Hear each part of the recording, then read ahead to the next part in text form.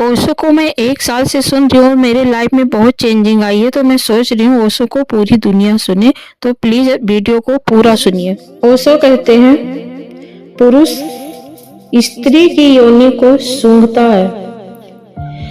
जब तक स्त्री सूचना न दे, स्वीकार न दे, गंध से सूचना देती है। एक खास गंध खबर देती है पुरुष को कि वो राजी है। पुरुष स्त्री की योनि को सूंघते, जब तक स्त्री सूचना न दे, स्वीकार न दे, गंध से सूचना देती, एक खास गंध खबर दे देती पुरुष को कि वो राजी है। लेकिन हमने तो बहुत तरह की गंधे इजाद कर ली है।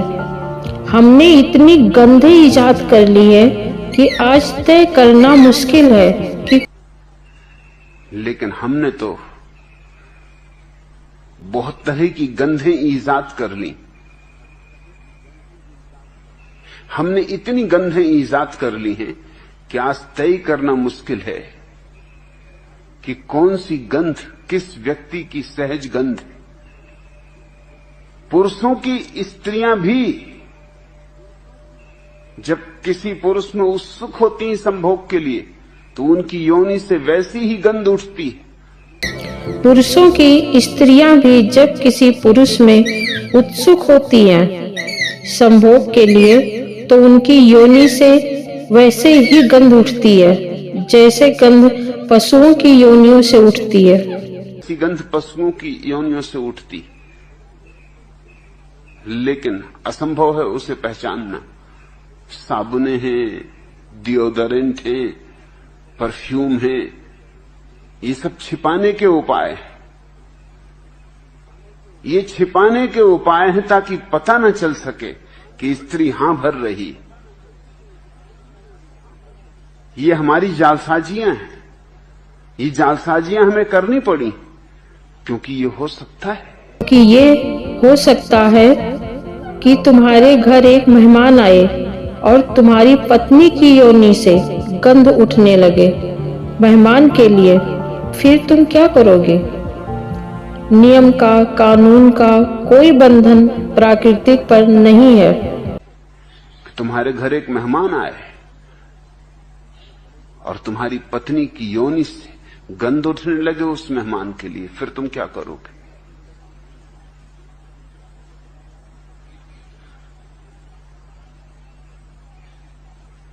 नियमों का, कानूनों का कोई बंधन प्रकृति पर नहीं। हो सकता है वो आतुर हो जाए, काम आतुर हो जाए उस मेहमान के प्रति, तो तत्क्षण उसकी शरीर गंध देगा। लेकिन हो सकता है वो आतुर हो जाए, कामातुर हो जाए उस मेहमान के प्रति, तो तत्क्षण उसका शरीर गंध देगा, लेकिन वो गंध तुम्हारी सारी सामाजिक व्यवस्था को तोड़ देगा। तो उस गंध को छिपाना जरूरी है। तो हम गंधों की परतें लेपे हुए हैं अपने ऊपर, फिर उनके ऊपर वस्त्रों को लपेटे हुए हैं ताकि पता ना चल सके। तो ऊपर ऊपर शिष्टाचार चलता रहेगा। अब जैसे अगर कोई पुरुष किसी स्त्री में उत्सुक हो जाए तो उसकी जन्नेन्द्री तत्क्षण खबर दे देगी कि वो उत्सुक हो गया है। इसलिए वस्त्रों में ढांक के रखना जरूरी है ताकि ऊपर ऊपर वो शिष्टाचार बताता रहे और भीतर भीतर जलता रहे काम अग्नि में। मनुष्य को अप्राकृतिक कर दिया है, वास्तविक नहीं, अप्राकृतिक। कोई पशु अजायब घरों को छोड़कर होमोसेक्सुअल नहीं होता। हमने मनुष्यों को अप्राकृतिक कर दिया है, वास्तविक नहीं, अप्राकृतिक।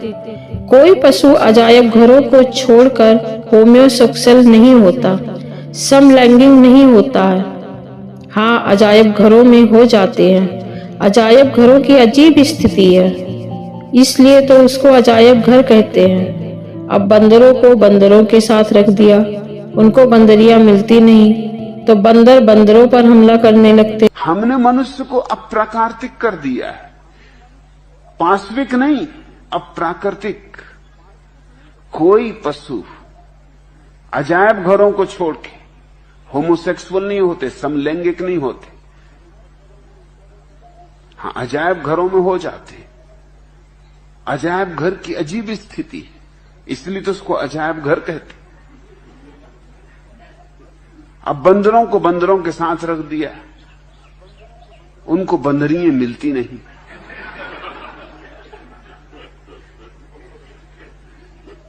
तो बंदर बंदरों पे हमला करने लगते। मजबूरी है, कोई उपाय नहीं। उनकी नैसर्गिक वृत्ति को कोई तृप्ति नहीं मिल रही, तो तृप्ति पाने के लिए कोई भी उपाय करेंगे। स्त्रियां भी हस्त मैथुन में पड़ जाती हैं, मगर स्त्रियां पकड़ी नहीं जाती। उतनी आसानी से नहीं पकड़ी जा सकती जितनी आसानी से पुरुष पकड़े जा सकते हैं, क्योंकि स्त्रियों की जो यौन तंत्र की व्यवस्था है वो आंतरिक है। पुरुषों की यौन यंत्र की व्यवस्था है, वो जल्दी पकड़े जा सकते हैं। स्त्रियां भी हस्त मैथुन में पड़ जाती, मगर स्त्रियां पकड़ी नहीं जाती, उतनी आसानी से नहीं पकड़ी जा सकती जितनी आसानी से पुरुष पकड़े जा सकते। क्योंकि स्त्रियों की जो यौन यंत्र की व्यवस्था है वो आंतरिक है, पुरुषों की यौन यंत्र की व्यवस्था बाह्य है, वो जल्दी पकड़े जा सकते।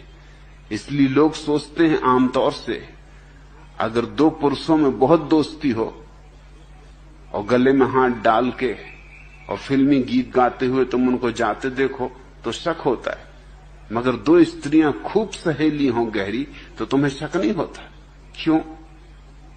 उनको कहते वो सहेलियां हैं, और ये पुरुष, इन पर शक होने लगता है। लेकिन जो इन पुरुषों में हो रहा है वही स्त्रियों में हो रहा है, कुछ फर्क नहीं।